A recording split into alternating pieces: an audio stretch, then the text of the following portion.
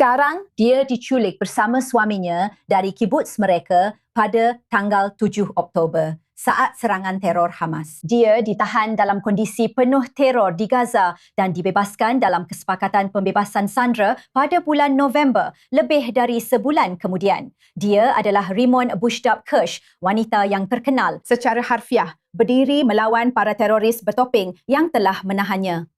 Foto-foto dari momen itu menjadi viral saat itu sebagai simbol keberanian dan kekuatan. Dia berusia 36 tahun saat itu. Suaminya, Yagav, dibunuh saat ditawan oleh teroris. Hari ini, untuk pertama kalinya, Rimon Bushdap-Kirsch berbicara kepada media siaran berbahasa Inggeris. Jadi merupakan suatu kehormatan untuk menyambut Rimon Bushdap-Kirsch yang sekarang bergabung bersama kami dari Avshalom di Israel. Terima kasih banyak. Kami sangat menghargai anda mau berbicara dengan kami. Dan tentu saja, seluruh negeri masih mengingat momen keberanian dan perlawanan itu ketika anda menatap kejahatan tepat di mata pada hari itu. Tapi sebelum kita sampai ke sana, bawa kami kembali, jika anda bersedia, ke tanggal 7 Oktober. Kenangan anda saat anda dan Yagav pertama kali memahami apa yang sedang terjadi. Pertama, sebelum saya sampai ke tanggal 7 Oktober pukul 6.29 pagi, saya hanya ingin. Em, em, I just wanna terima kasih, dan saya akui ini pertama kalinya saya diwawancarai secara langsung. Tanpa riasan dan tata rambut. Tapi saya punya teman yang sangat baik. Di sini menggenggam tangan saya. Jadi aku bisa membawamu kembali jam 6.29 pagi. Cevadom.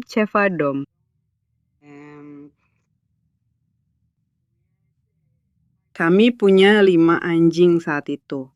Kelima-limanya berlari ke kamar tidur tempat saya berada.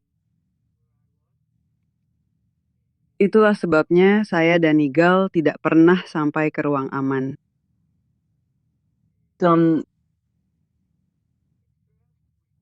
Awalnya kami pikir itu hanya serangan roket biasa. Jadi biasanya kami berpelukan menunggu di ruang aman.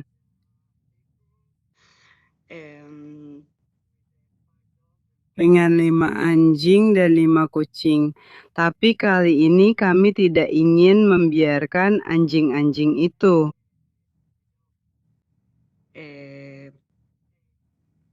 Tetap di kamar tidur sendirian, jadi kami tetap bersama mereka sambil berbohong kepada kedua keluarga kami bahwa kami ada di ruang aman. Semuanya baik-baik saja dan merasa sakit beberapa menit setelahnya. Setelah semuanya dimulai, setelah semua cevadom dan misil-misil itu, aku mengintip melalui jendela dan aku melihat yang kukira 2 tentara. Karena mereka mengenakan seragam. Iya. Dan kemudian suami saya. Dia melihat mereka membawa AK-47 dan RPG. Dan dia memberitahuku. Tidak, ini bukan tentara, jadi kami bersembunyi di kamar tidur. Kami bahkan tidak punya ruang di bawah tempat tidur karena kami menyembunyikan anjing dan kucing, beberapa dari mereka. Aku memegang pisau.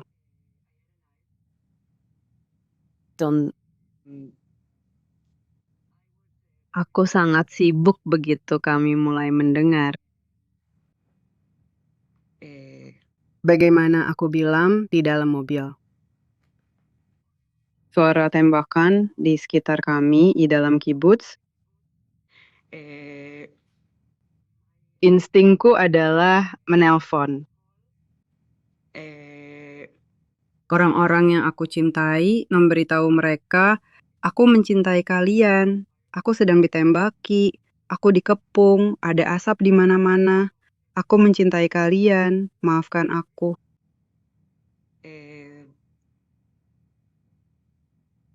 Aku berhasil menghubungi hampir semua orang-orang yang penting bagiku untuk mengucapkan selamat tinggal. Bukan benar-benar ucapan selamat tinggal, karena bahkan ketika 25 teroris Hamas ada di rumahku, aku tidak pernah berhenti untuk berpikir, aku sedang diculik, aku akan dibunuh. Aku hanya berpikir, oke, ini situasinya.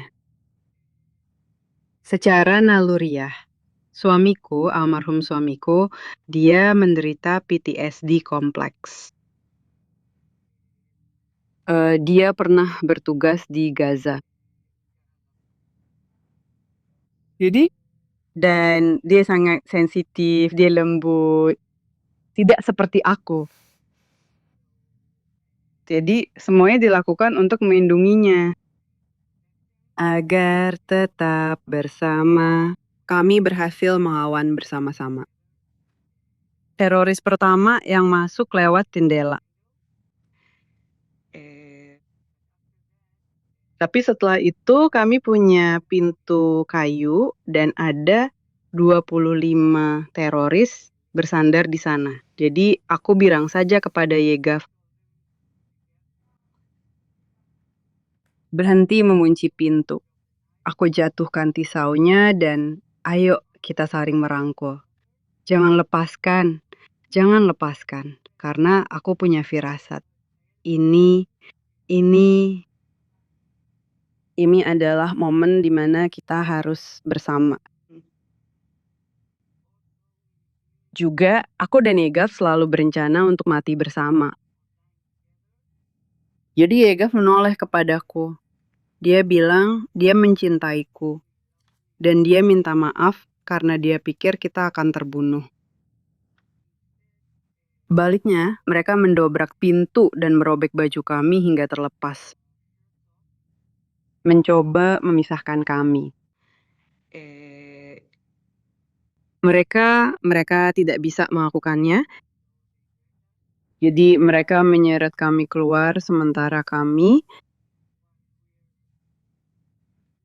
masih menyatu dan sangat berat. Jadi butuh sekitar 5 atau 6 teroris untuk menyeret kami dan menaikkan kami ke sebuah mobil. Mobil golf di atas tubuh-tubuh. Dan tubuh-tubuh warga Gaza, warga sipil yang datang untuk menjarah, untuk membantu. Jadi aku berbaring di atas tubuh-tubuh. Aku memegang GEV dan mereka membawa kami keluar dari kibuts. Kami melihat asap datang dari mana-mana, termasuk lingkungan kami, adalah pusat dari segalanya. Penculikan, pembunuhan, semuanya. Ketika mereka membawa kami keluar dari kibuts, aku ingat melihat ke arah ladang dan aku melihat banyak warga sipil berlari ke arahku. Awalnya aku yakin memang begitu. Orang-orang Israel dari Neve Yehuda datang untuk menyelamatkan kami. Lalu aku melihat lagi dan aku melihat sepedaku dan sepeda Yegaf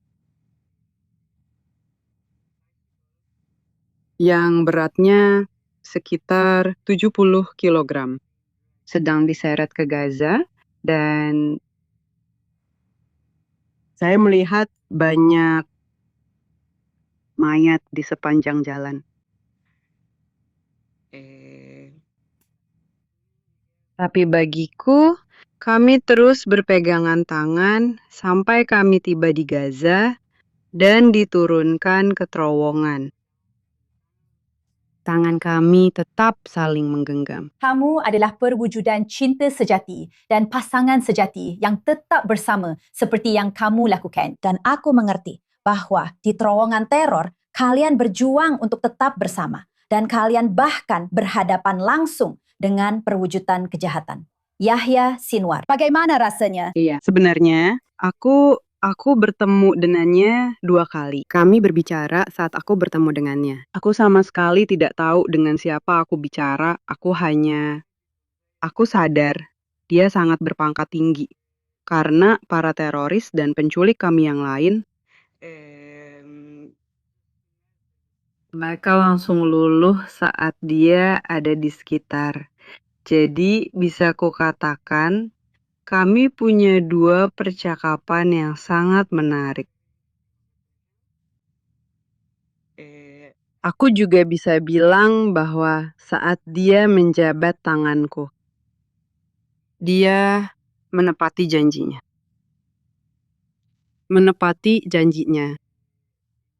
Dia sangat tertarik dengan bagaimana keadaan kami, bagaimana mereka memperlakukan kami. Dia membawakan kami obat-obatan yang sebelumnya tidak kami miliki.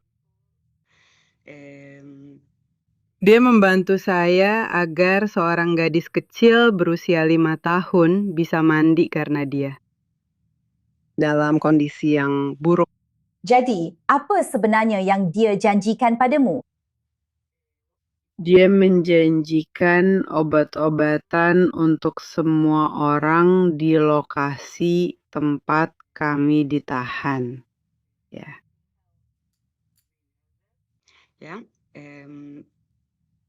Saya meminta obat-obatan untuk semua orang. Saya tahu apa yang dibutuhkan semua orang. Saya meminta agar bisa mandi, bahkan seember air dingin.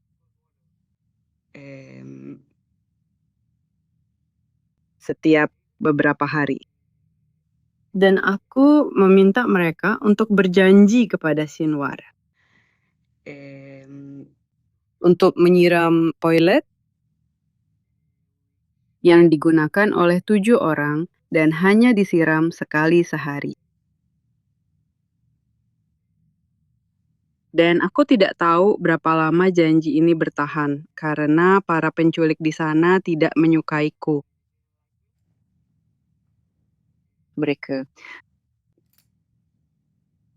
Mereka juga tidak menyukaiku. Dan seperti yang kamu bilang, dalam 3,5 minggu terakhir dari masa penahananku, aku dan Yayegaf diisolasi di dalam sebuah kandang. Tanpa mandi. Dan kami disiksa. Dan setiap 2 atau 3 hari, mereka akan datang ke kurungan. Mereka menawarkan agar kami dipisahkan. Agar aku bisa bersama para wanita lain dan anak-anak. Dan agar Yagaf bersama semua pria lainnya. Dan kemudian kami naik bus. Dan kami berkata dalam bahasa Arab, kulak veis, kulak amam, yang artinya semua baik, semua oke. Kita tetap di sini, kita tetap bersama. Dan itu menjadi semacam permainan. Kami sedang di tempat kami, dia berkata, Majnunin, yang artinya orang gila. Jadi mereka menciptakan neraka khusus untuk kami. Nerakanya tak terbayangkan. Ceritakan seperti apa rasanya saat diberitahu bahawa anda akan dibebaskan dan suami anda harus tetap tinggal. Saya tahu anda berjuang agar hasilnya berbeza. Dan tak lama setelah itu, terjadilah momen yang belum pernah terjadi sebelumnya. Saat anda berdiri melawan para teroris Hamas bertopeng itu. Anda terlihat melawan mereka dengan kata-kata saat anda diserahkan kepada tim Palang Merah di Gaza. Bagaimana perasaan anda saat itu? Tak terbayangkan kekuatan anda. Saya akan memberitahu Anda sesuatu tentang diri saya. Apa yang Anda lihat? Pada saat itu aku. Itu memang aku sejak awal. Itulah kenapa aku kehilangan 16 gigi dan lenganku patah. Aku punya 3 tulang di wajahku retak. Dan aku punya luka bakar dan Bekas tali. aku punya bekas luka dari sini. Kakiku juga penuh bekas luka karena kami dulu di dalam kandang. Ada serangga Kutu. di seluruh tubuh kami. Kami tidak bisa mandi selama sebulan. Kami tidak punya tisu toilet.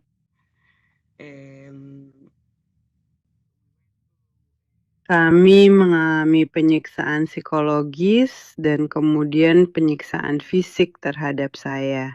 Sementara Yegov ditahan dan dipaksa untuk menyaksikan.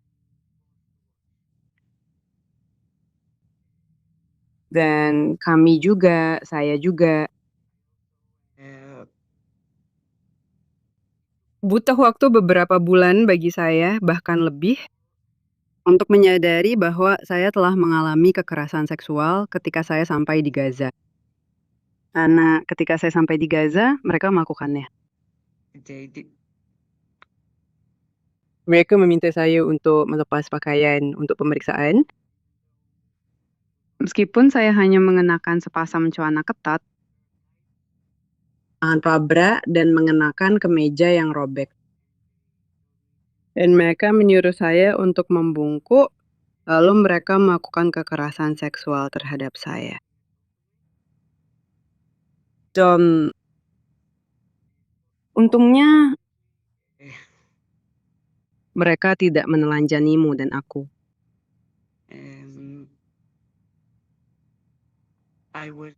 Aku sedang fokus pada seorang gadis, berusaha menjaga dia Raymond. tetap aman. Kamu adalah pahlawan Israel yang berani menatap kejahatan secara langsung, tetap tegar dan tidak gentar. Dan semuanya tentang kamu dan Yakub. Kami sangat menghargai kesediaanmu berbicara dengan kami. Terima kasih banyak sudah bersama kami. Terima kasih, terima kasih, terima kasih.